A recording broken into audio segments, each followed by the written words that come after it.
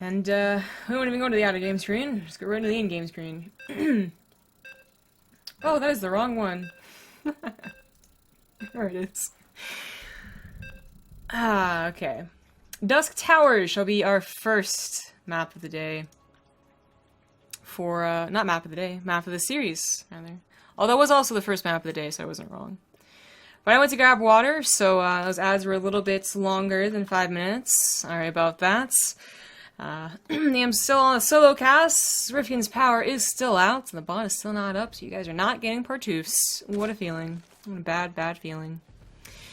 It is going to be game number 1 in the top right as the blue zerg. He's on fire. He's Acer's Bly.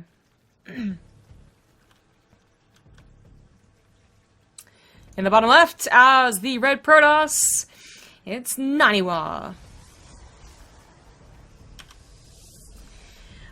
Okay, so we got like actually a really early scout from Bly, and I'm kind of feeling some of a proxy. Oddly enough, with how popular proxies were against Protoss and Heart of the Swarm, it's actually more likely to see the proxy versus the Terran, as we did versus Gumiho, but I suppose still possible versus Protoss, and he is going to go for it. Not even going to try and hide this one. If a probe goes out, it will see it. Pretty sure, anyways. But that's the question. Will NaNiwa even bother 2 scouts? Or we just go for a natural back here, where you usually take it. You should take it versus Zerg, you know? We'll see. He takes the Nexus. Actually holds off on gas a little bit to do it too, so this is going to be very interesting. Very interesting.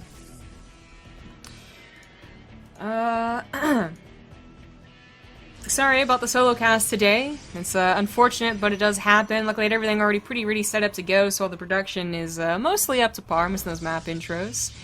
But they've been fun games, even if they have been 3-0s. I honestly did not expect this this day to go for 3-0. You know, NaNiwa 3-0 against Masa, a surprise for me when I thought NaNiwa might take it, considering his performance from the last group.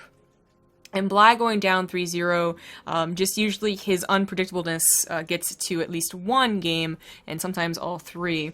He did tweets. Bly likes to be pretty vocal about his thoughts, which is really cool, I think. So he thought that he actually had a good position, but then just threw it away with bad decision-making, which I think is a lot to do with the time it is for him. If we continue to see early aggression, it could just be Bly. But it'd also be factored in that it is late, and he would try and get the win early as possible. So this isn't going to be the Roach Ravager that we see versus Terran. It is going to be a Spinecrawler Rush, which I think a lot more people are familiar with from all the times we saw it in Heart of the Swarm. Now, Ravagers would still be useful for taking out the Mothership Core, as they would have been in Heart of the Swarm, but not going to be coming out in this game. Not yet anyways. You have a lot of Speedlings on the way. Speed not quite done, but that is a lot of Lings. Takes down the first pylon. NaNiwa was going for a pretty greedy third base. That's why it was even down there. He said, oh, let me just take the third base. Whoops-a-daisy. And had to put it to at least try and get 1 photon overcharge to help out, but it really didn't help that much. Spines are repositioning. NaNiwa has gotten up to at least 2 more, well, is trying to get the 2 more gateways, but at least has 2 ready to go. He's gonna get a force field to go ahead and block out the Lings he knows are on the way. As this is not the most common build, he's probably faced it once or twice. The Lings do flood in, however, before the sentry is ready. Oh no, this is just... Even if they really didn't kill a whole lot, like say he totally protected his main base, and the Nexus also somehow was protected, it's like, they'll get everywhere, you know? There's no protecting yourself against every single lane that's gonna flood in here. They're gonna get into the pylons, they're gonna get into natural, on the Nexus, on your probes, on your army. There's just too much to deal with. Ideally, you just don't let them in at all, but it obviously didn't happen. He's gonna try and get Warp Gate finished, but it's not gonna finish! Oh, no! It was so close! That was so close. The Lings are actually cleaned up, surprisingly. A couple times he ran passive photon overcharge. Just in general, the 2 Adepts and the Sentry have been doing a good job, but losing Warp Gate means that the production for Bly is going to be pretty damn good, and that the counterattack potential for NaNiwa is kind of non-existent, because he also has no like Stargate or Warvo or anything like that, or Warp Prism. Still have the Spinecrawlers to deal with as well. They've just been poking to break down the wall so far, but now they're adding in damage to the main army. And start taking away the gateways as well, so while producing out of them is not the worst thing in the world, It's definitely better than having no gateways at all. Full surround on those Adepts. Potent Overcharge is trying to help, but Cybernetics Core has just gotten back up, so he's also, you know, he's had to build Zealots the last minute or two. Nothing but Zealots when you really want the range of the Adepts and maybe a Force Field or a Guardian Shield. I don't know if the Guardian Shield would help that much, but maybe a Force Field. And it just hasn't been happening. He is slowly losing this game, but I do believe NaNiwa is losing it. Losing his mind. The Nexus could probably go down, but it looks like Bly's going to be a little careful about potentially sacrificing his units for it yet, as he still has an army to take care of. It's a very small army, but still has to take care of it. Gateways going down means that NaNiwa just should have no production soon. Mothership goes down. That's definitely game. I mean, I'm not sure where you could actually pinpoint at what point NaNiwa was, like, definitely game, but it probably happened a minute or two ago. GG! Quick, cheesy game number 1. It is Lerlac Crest. In the bottom right, as the red Protoss, he is NaNiwa. In the top right, as the teal Zerg, he is on Fire's Bly. Showcasing a little bit of that proxy hatchery cheese last game.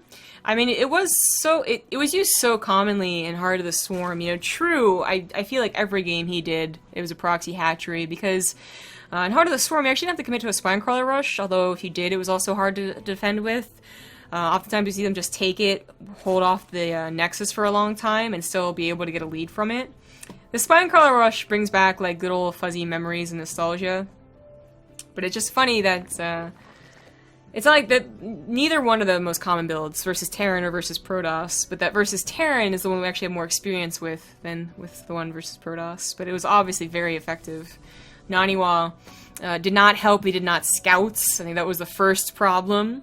Didn't help, he didn't scout as he took a third base. That was the second problem. And then, of course, the third problem was just his build in general wasn't really set up for it. No blind counter there. Bly is going to pull the old switcheroo and go for a super cheese and then for a super macro, which is a great choice in my opinion. There's not much that Protoss can actually do against this, unfortunately. So it's not... It was like for a week or two something we saw from Zerg every single time, and it was like, well, what can Protoss do? Like, this makes sense. They can't cannon rush anymore. And then people really started preferring getting that faster ling speed again, probably to deal with Adepts. So to see a 3 hatch or 4 pool, it won't be punished, like you could punish it with a Forge Fast Expand, but it could be punished with Adepts later on, like if your speed's gonna be really late. You're not gonna be able to catch up, you're gonna lose a lot of drones, but it's only if NaNiwa decides to go for that. We'll see what his choices are in a minute here as the Cybernetics Core finishes up. His probe finally gets a scout on it, by the way, walks right past that third base. Was the, quote-unquote, correct third base, too. I mean, it's not terrible to take this base if your opponent's down here, but it's usually not ideal for Zergs to expand towards their opponents. Although if they're really aggressive, sometimes it can help out. Twilight Council actually goes down. Brought it up with NaNiwa versus Masa, but didn't really bring it up, of course, because the last game was so damn quick. NaNiwa was doing some great Blink Stalker games, like really good control, good decision-making, like when to blink, when to not, when to all-in, when to not. And a lot of those were off the back of DT builds. So either the DTs did a lot of damage, and obviously the Blink follow-up would do a lot of damage too, or they did an okay amount, but they were mostly macro, and then the Blink Stalkers really had a highlight reel of their own. So if NaNiwa does it again, I have confidence in him. It's what I would like to see, but it's not going to be that. It's going to be Resonating Glaives.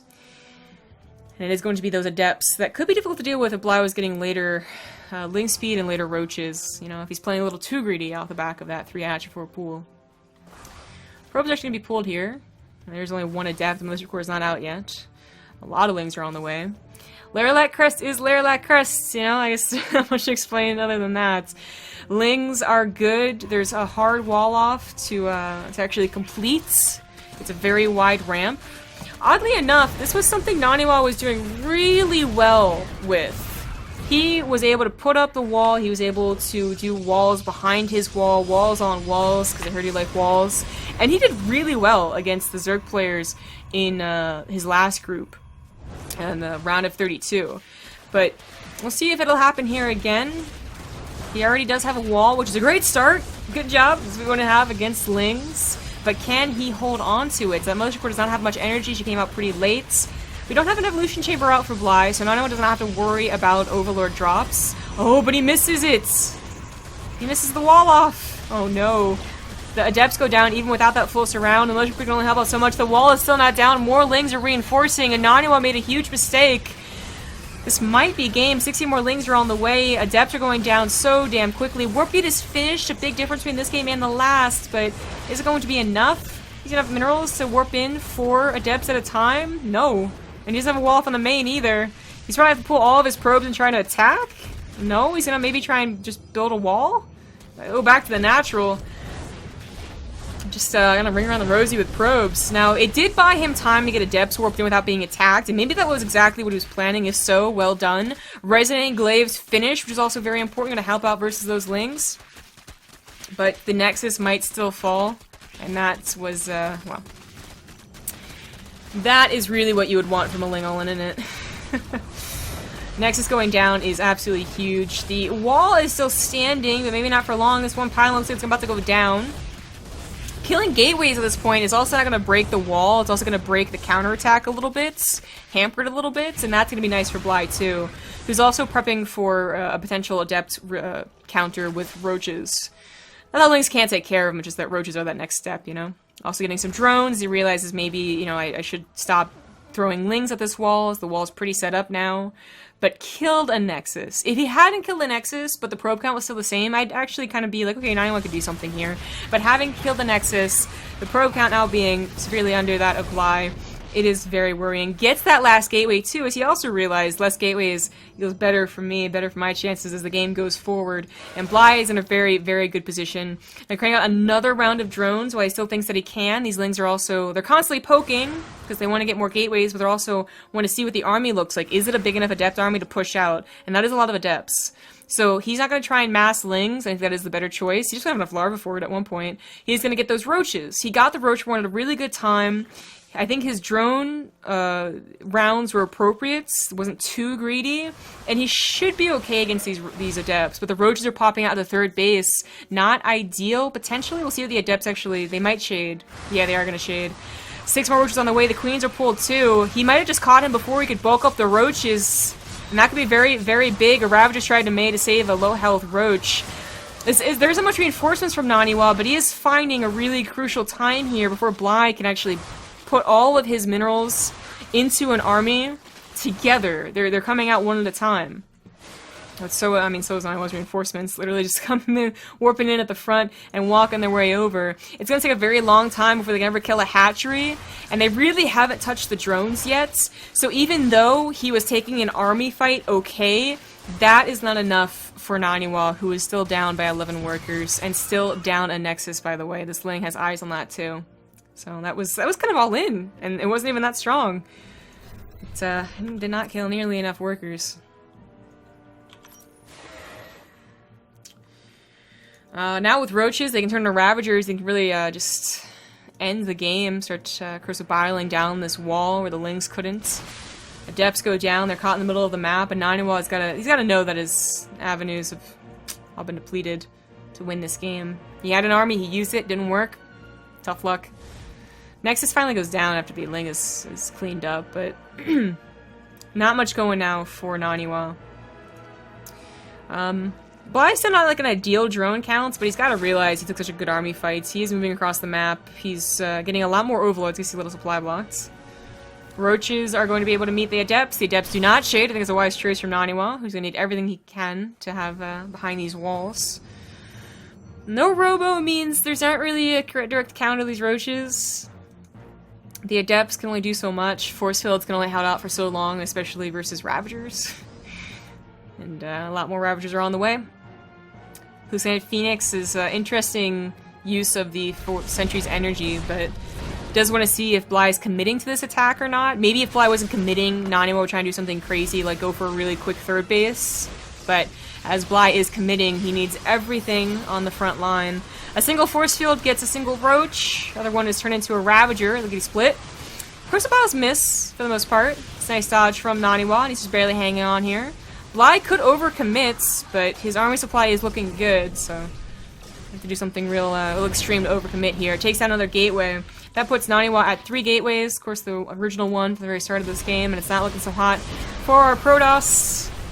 Ah! Pylon goes down. Last of the overcharges are used, and the roaches also go down, however. So the Ravagers have to be very careful. They go down pretty quickly with that low health. The Adepts are looking for an opportunity, but more Lings reinforced as they shaded in. Maybe a mistake from NaNiwa. His poor force field maker, Sentry, I guess, is also on the front lines. Some nice kiting into taking out all the Lings. Bly is still reinforcing, however, on 45 drones now, too, on 3 bases, looking really good. I guess once he gets the Mothership Core, that might be what makes NaNiwa tap out, but he only has so much more production.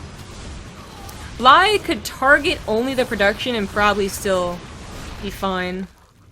Probably still be in a huge lead. NaNiwa doesn't really want to put money into gateways. He wants to put money into an army, and then maybe, maybe into a 3rd base, but that's not going to happen. Mothership Core trying to get as much free damage as possible. Gotta be very, very careful with her, though. More gateways are coming in, but they do not block out the armies, so Bly just wraps around to the top, gets on top of the 1 pylon. No more overcharges available. Oh, 1 more overcharge. The roaches are getting into the mineral line a little bit here. More probes are going down. Something that NaNiwa, well, he did not have enough to actually saturate both bases. This one's not even rallied. Oh no. There is the tap outs. Bly takes 2-0. Yumiho is really good, Masa pretty good, and I'm interested what that TVT looks like after this PVZ, which might be after this game. In the bottom left, he is up 2-0. It's Bly. Blah. Bly. In the top right, as the red Protoss, he's NaNiwa.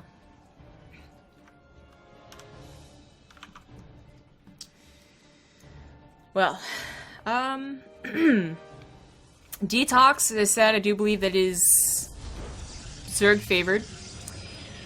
NaNiwa, I think, has played on this. He definitely, he played on it once against Penguin, in fact. So there's a really cool game. Him versus Penguin in the qualifiers, I guess. Huh. I don't remember. Well, anyways, that ended up being in the base trade. It was really clutch. NaNiwa's years of experience, I think, the only thing that got him the win in that game. Ended up being down to a little base race, like who killed the last building. It was pretty cool. So he's definitely played on it. Because initially when I saw this wall off, I was really worried, like, oh, has he never played on it before and didn't notice, like, this was the natural? But no, he has, so this is just intentional. I thought he was going to go for a diagonal wall off, but it's something else. I don't know. Probe's going to scout 3 hatchet 4 pool again for Bly. So quickly, reasons why I do believe this is nicer for Zerg players, especially aggressive Zerg players. Good spots for Overlord drops. One over here, one over here. Very annoying to deal with. A good bit of dead space for Mutalisk, which can be very good just in general versus Protoss. So add on some good dead space and got yourself a bad game for Protoss. And then in general, the lack of defender's advantage, which Protoss desperately need in the early game. Later on, like, you know, late mid-game to late game, Protoss actually have a very good army composition against Zerg, but until then, they're in a lot of trouble, so any all-in is usually something they're going to fall to. So, you know, there's no ramp here, although there is a bridge, so it's still something. 2 ramps here mean that Zergs can surround and overwhelm very easily, even if you do try and wall off. Initially, we saw people not realize there's a second ramp, and then we saw people realize and try and wall off. And the wall off still doesn't help you, it feels. Just it's an attacker's map, I guess. We'll see. NaNiwa, you know, he'll this is his last game, it's his last hope. Hopefully he has something up his sleeve and get him a win. Starting off this game with a Robo. It's pretty well hidden too. Bly's overloads are nowhere near and shouldn't be. Got Ling Speed on the way, a couple of Lings, a couple of Queens. The Overlords are not going into a position that seems too abusive for Overlord drops, though. This one would be over here or something like that, but it's always a possibility of Bly. Once again, I know that I'm missing sub shoutouts. Some happen during ads, some happen when there's, like, action going on, and I apologize for that, but the truth is don't have the well, I have the password, but we do have that two-step authentication on, so I can't get into Twitch alerts for BaseTradeTV. I can't see the pass, and you guys are talking too much in chat. Warp Prism plus 2 gateways going down. Could just be some adept pressure. Looks like the Ling went down and then followed shortly by that adept. A lot of drones coming down. Bly is going to have that speed to really be able to control the map, but isn't going to be doing much more with the speed. He's got a lair on the way without a Roach Warren, so I kind of feel the Spire. I just went over how it can be good on this map. NaNiwa. NaNiwa getting a very early Immortal. You know, beginning of Legacy of the Void, we saw a lot of attempts to keep the Immortal Sentry alive, and then people didn't like Sentries and they were almost extinct. Then they brought them back.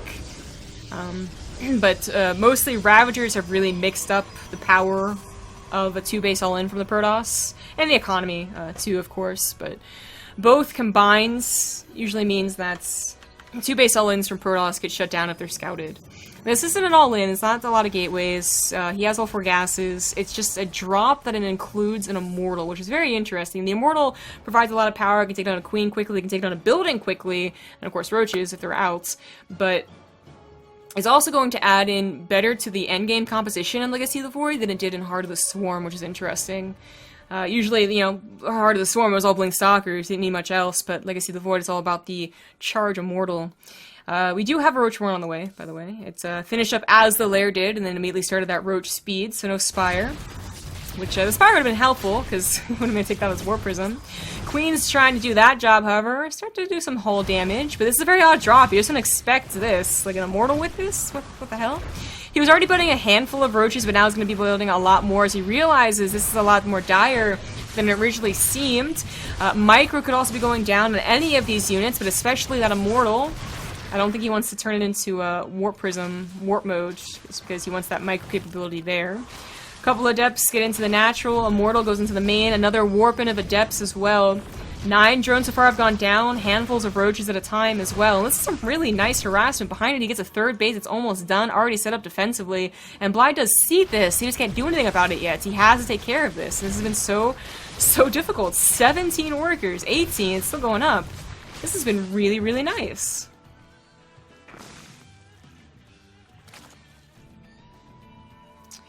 The Warp Prism finally starts to get kind of just countered by having units on the ground waiting for it, but that was 18 kills was quite surprising. It's such an odd group of units, but it was really nice. It also took out a couple of Roaches, so Bly's counterattack, it could have been stronger, but it really wasn't that many Roaches, so it's still pretty damn strong, especially if they turn into Ravagers. There is that Spire that he's going to transition into, so he's going to bank up as many minerals and gas as possible, and then hopefully not throw away this Roach army. He does that, and, well, the Protoss has a better chance. Hopefully this is just poking and prodding, unless he sees he can actually take down the army, but good force field, 3 Immortals, even a cannon already set up for defense. Yeah, that wasn't going to happen. But this is all just going to be about distracting now. So now we have force fields down instead of Hallucinated Phoenix. The Warp Prism might be able to scout the Spire. I don't know, though. It's in the back here. And, well, sometimes we have players build into potential Spire. You know, they open up with Stargate, and then at, like, I actually don't know the timing, I wasn't paying attention to the clock, but after they're on 3 bases comfortably, they go for a double Stargate because they feel that, well, the transition is very possible.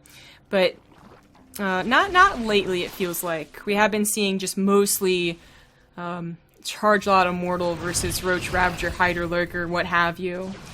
So the fact that NaNiwa even has Blink is nice, where a lot of other people would be getting Charge right now. So that's like defense number 1, but not good enough defense against Mutalisk. But pushing is oddly enough a great defense against Mutalisk. You're going to force them to either spend their money on Roaches and Ravagers, or you're going to force them to go like into 8 Mutas that have to fight Stalkers head on. Like, they don't want to do that. So Bly is going to hold off on the Muta production for now, just made a wave of Roaches and Ravagers, but still, you know, still wants to go into those Mutas, getting that +1. This is the type of attack that I was really hoping to see. This is the attack that was winning NaNiwa the games in his last group. His blink control is very good. This one even has an upgrade along with it. Bly did skip his upgrade.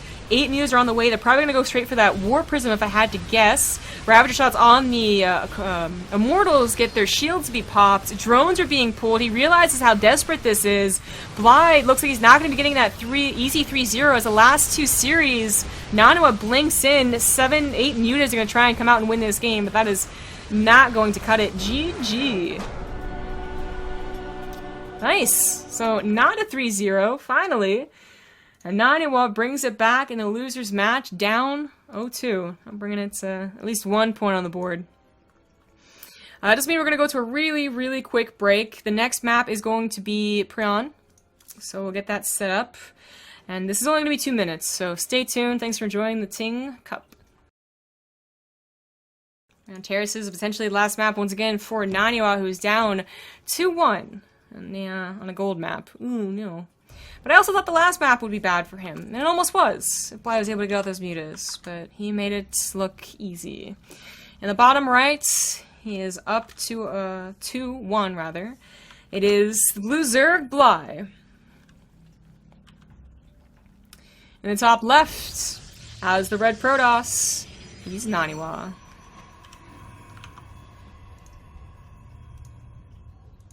Okay. So, yeah, last game was really nice. NaNiwa, that's where his strength seemed to be in the last group, was in attacks like those, and to see it work out so flawlessly there was really nice. Definitely, hopefully, a confidence booster for him, who was originally, when you consider it, down 0-5. You know, 2 games in this series and 3 in the last. That's what's the downside about doing the losers first is for the losers, unfortunately, especially considering how they lost. To go sometimes directly after losing, such as Bly, into maybe losing even more, can't be very good for your self-esteem, but Bly was actually able to win that first game, so he was looking okay. Not going to try and get away with a 3-4 pool this game, so going to have a bit quicker speed too. That last game, really, you know, the strength of Protoss, and NaNiwa in particular, sorry, on the 3 base, but also Bly trying to do a transition. You know, if he wasn't transitioning into mutas, if he just was going for his own Roach Ravager army that was about to attack, they'll meet head-to-head, and then Corrosive Biles would probably do very well in a defensive setup. Excuse me, and NaNiwa, well, he might have already been out of the tournament. But Bly did what he did, and was actually punished for it. If you get to mutas, and you start the ball rolling, it's hard to make that stop as the Protoss player. The spawn pool is finished. Probe sees everything. I want to talk about something that is posted on Reddit. Not anything drama, don't worry guys. But Joe, nice username. If I guess he was like the smaller announcement when we announced about Fear Dragon and Olivia joining the BaseTradeTV crew, holy moly that is. We kind of glossed over the fact that nice username did because he was joining a little bit later. But he isn't working on our YouTube, which is really, really awesome. I know that's a lot of people have been asking, is like, why we have sub mode for our VODs. It wasn't to punish anyone who wasn't a sub or anything like that. It was actually to try and get everyone to move over onto YouTube, because we've really had not very much traffic on YouTube, and we did realize that part of that was our fault. You know, it wasn't just most of our watchers are live, it was also that our YouTube was clumsy, and it wasn't cleaned up, and it was, you know, kind of ugly, and, you know, what have you, so we hired a nice username to help that, and he has posted on Reddit, about the new stuff that you can see on the BaseTradeTV YouTube, so definitely check that out. It's on new right now, and maybe someone will link it in the chat. And hopefully you guys will enjoy the new and improved YouTube channel. It's Map Control Co., unfortunately. BaseTradeTV was not the original name for the YouTube, but you'll see the link there. And I guess when we mention that, so we have to mention, of course, if you guys are interested in what else BaseTradeTV is doing, as I said, Ting every single day for the next 4 days, you can also check the calendar on BaseTradeTV, is our new shiny website. That we get a lot of feedback on, we're trying to work on it, and it looks pretty good now. But I can tell you about that calendar, that being the most important thing. We have Resonating Glaives on the way for NaNiwa, Roach Warren on the way for Bly, so pretty standard stuff. Looks like what's new so far for the YouTube is logo banner, VODs cut up into playlists, series edited into one video. He has stuff about like what's coming, so full-length broadcasts, introductions apparently, and he's talking about what all needs to catch up on, so it's a nice detailed post. Yeah, BaseTradeTV expanding, man. It's cool stuff. And it's always, of course, thanks to you guys. I know we have sub mode on right now. It's just because the mods, unfortunately, we are in a lack of North American zoned mods, time zoned mods. So we only have one, and it's finding it a little difficult to catch up. Luckily, you guys aren't missing much this time, though. There's no bank heists or betting that you guys are going to miss out on, as the bot is dead because Rifkin is dead. JK, his power is just out, but same thing, right? We got a lot of lings and roaches on the way. Probably just to contend with these adepts, but I am worried that maybe NaNiwa won't be able to secure his third base if Bly just pushes out with these units. We'll see. Pushes the adepts away pretty quickly. Adepts are not going to shade back. Probably a wise choice. There's a lair. There's a dark shrine, though. Hey, hey. Hey, who? Hey, who? Dark shrine not going to be scouted, it looks like, as Bly doesn't have an overseer around. He is going to push out with just these lings that are about to be speedlings. He canceled the third base. I did mention that I was worried that NaNiwa wouldn't be able to secure it because, you know, Bly was just forced to get a bunch of units. And what do you do after you're done with the attack? You counterattack yourself if you can. So it looks like he just kind of preempted that. Canceled the third base and went for the Dark Shrine. And that's going to help him get that third base. If he can ghost for it. He's out on a lot more gateways. Maybe this is for a War Prism. Maybe he's going to turn into Archons and go for a follow-up all-in. He does a blink on the way. Interesting. We'll have to pay attention to see what unfolds there. Now, unfortunately, Bly wasn't really going to be able to cancel that if it was only just lings. A handful of adepts over here would have been able to save it. And maybe NaNiwa could have gone into a macro game, but not feeling it right now.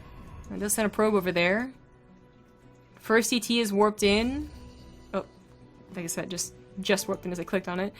And it's going to just go around the map. So this looks really odd sometimes to see just a single DT warped in, but it is like that kind of macro DT. It does alert the Zerg to its presence, where if you had gone for 4 DTs right off the bat, maybe, you know, you kill a hatchery or 2 hatcheries before they even realize. But this one DT, it's never just one DT, okay? It's 2 DTs in 5 minutes and then 60 DTs in 7 because they have so many gateways. Maybe a little bit of an extreme, but that's what it feels like. There's a Roach Ravager army already ready to go. Blink is not quite done, but both armies do look sizable, so they're both going to be pretty careful about how they engage here. Bly has a 4th base on the way. That's where the DT really would have been helpful, but instead he tried to go into the natural. There's already a Spore Crawler. Catches a couple of the Ravagers. I think they just finished morphing, and Bly, yeah, left them alone, so that's what happened there. Nicely done, but I want to get a couple of free kills. Rochi's almost done. The army is almost double that of NaNiwa. That's kind of scary. But NaNiwa has an army that he can work with, which is like sometimes a big difference, you know? Zerg are almost always going to have this huge supply lead because, you know, roaches, they do what they do, they inflate. But it's about Protoss's control and how good of the composition they have. And also if there's pylons around. But the blink is already used to retreat against the lings, and that's not ideal for NaNiwa, who'd rather be using it to blink back and micro. Already using it again for those lings. Still not ideal. He's going to go on top of their ramp. Now, it's going to be a tough decision for Bly. If he goes over here, he'll cop on behind. If he goes up here, he's going to go up a ramp and a force field to blink Stalkers, so he will go for the attack. Blink Stalkers are going to be used in micro. There they go. Militia Core does pop at least 1 potent overcharge. Where's the rest, however? There it goes. And these roaches are starting to go down, but so are the pylons. There's no upgrades on either of these units. Stalkers are going down, and then quicker than the roaches, however, hitting a couple of corrosive vials too. And it looks like NaNiwa is about to be broken. His DTs are not doing any damage whatsoever on the other side of the map. He knows there's overseers, so there's no way they're going to be warped in defensively. We have Bly dancing his roaches as he realizes the win is within his grasp. And NaNiwa, unfortunately, he at least got 1 game on the scoreboard, but is still going to go down first in this TING group. Now we'll give Bly another chance in the decider match. One last stand as he sends the units to the other base, try and harass, but he gets broken very quickly in that natural. And that's it. That's it. GG. Bly will continue on to the decider match, who will face the loser of Gumiho and Masa.